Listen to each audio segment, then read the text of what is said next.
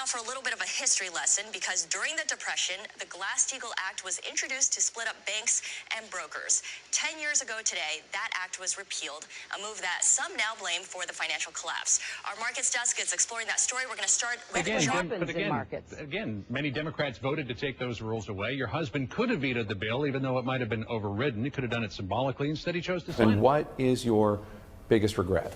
My biggest regret are a couple of votes I cast. I wish I had never voted to repeal the legislation limiting banks what they could do, Glass-Steagall. I wish that I had been more persuasive and better able to end the crisis on Cyprus. Senator Chasey, you've attacked Secretary Clinton for being too close to Wall Street banks. In 1999, you voted for the very bill that made banks bigger.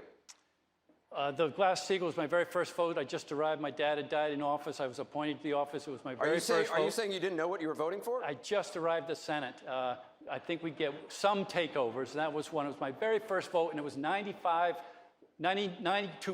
It was the reconciliation. With all due respect, let me just say, what does that say about you that you're casting a vote for something you weren't really sure about? I think you're being a little rough. I just arrived at the United States Senate. I'd been mayor of my city. My dad had died. I'd been appointed by the governor. It was the first vote, and it was 90-5 because it was a conference report. But let me just say, turmoil of this recession was caused by the irresponsibility of banks and financial institutions on Wall Street. These financial firms took huge, reckless risks in pursuit of short-term profits and soaring bonuses.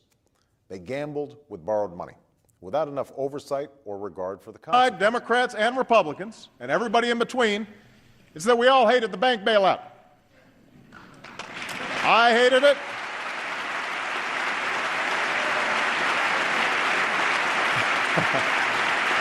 I hated it. Speaking of banks, you're saying now we do when they make bad decisions and are about to go belly up, but we need to support them or the entire economy crashes.